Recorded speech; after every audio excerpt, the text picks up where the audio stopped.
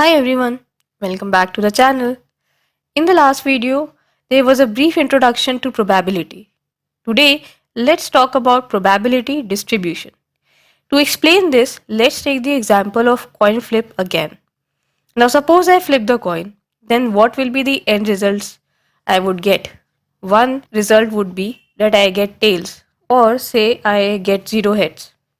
And the other result will be where I will get 1 head. So what is the probability of getting heads? Total number of outcomes here will be 2. And out of those outcomes, head can come one time, which makes the probability of getting heads 1 by 2. Now similarly, probability of getting 0 heads, that is tails, will also be 1 by 2. Now if I will plot results on x-axis versus their probability on the y-axis, then I would get this graph, which is known as probability distribution graph. Now suppose I flip the coin twice. Then what? Now I will have three results. One where I get 0 heads, one with 1 head, and the one with 2 heads. So let's calculate the probabilities of each one of them. To make the calculations easy, let's list down all the possible outcomes. Now the outcomes will be tail on both flips, tail on first flip and head on second, heads on first flip and tails on second, and finally heads on both the flips. So the number of outcomes here will be 4. Probability of getting 0 heads will be 1 by 4, of getting 1 heads will be 2 by 4, and of getting 2 heads will be 1 by 4. Probability distribution plot for this will look like this. Now what will happen if I flip the coin 3 times? The outcome will be tails on all flip, heads on the second flip and tails on the rest, heads on first flip and tails on the rest, tails on first two flips and head on the last, tails on the first flip and heads on the rest, tails on the last flip and head on the first two, tails on the second flip and heads on the rest, and finally heads on all the flips. The total number of outcomes here would be 8. Probability of getting 0 heads will be 1 by 8, getting 1 head will be 3 by 8, getting 2 heads will be 3 by 8, and probability of getting 3 heads will be 1 by 8. And this will be their probability distribution graph. If we increase the number of flips to 4, then following will be the outcomes. Probability of getting 0 heads will be 1 by 16, getting 1 head will be 4 by 16, getting 2 heads will be 6 by 16, getting 3 heads will be 4 by 16, and finally getting 4 heads will be 1 by 16. And this will be the probability distribution graph for 4 coin flips. Now in all these scenarios we took, we can boil down the outcomes to 2 outcomes. Either we are getting heads or we are not getting heads. Because we are focusing on 2 outcomes, or let's say we have 2 outcomes, therefore it is known as by means 2 binomial probability. And it has the following formula.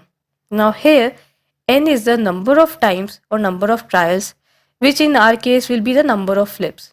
Y is the number of times out of n we want the desired outcome.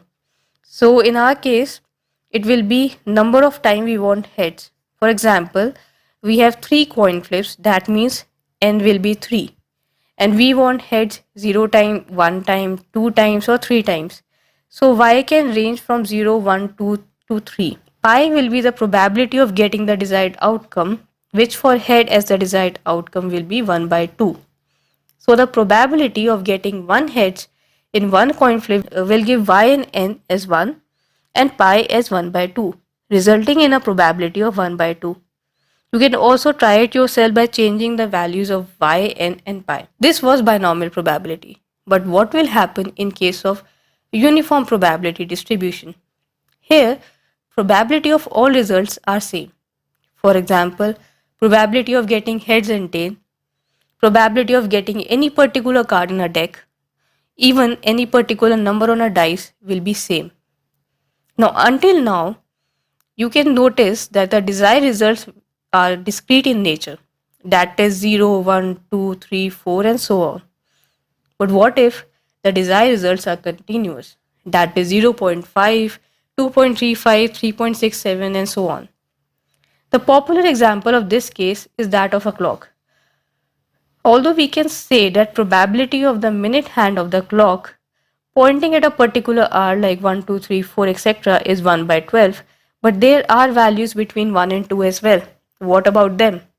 The graph then would be like this, where any value between 1 and 2, which could be 1.5, 1.34, 1.25, will have equal probability to occur. Although this is a uniform probability distribution, we cannot calculate the probability as we did with discrete data. Here, instead of finding the probability of one point, we find the probability between 2 points or within a range. For example, probability of getting the minute hand between 1 and 2 will be to calculate the area of rectangle, that is multiplying height, and height here will be the probability, which is 1 by 12. Height will be multiplied to the width. Width will be the value on x-axis, which will be the difference between 1 and 2, that is 1. It will result in the probability 1 by 12. And for example, we want to take probability from 3 to 5, then it will give us 2 by 12. In other words, it can be said that probability between 2 points in case of continuous data will be probability per unit length, which is therefore also called probability density function. Whereas in case of discrete data, the probability is called probability mass function. That's it for today. Thanks for watching. If you learned something from the video, please like, share and subscribe the channel.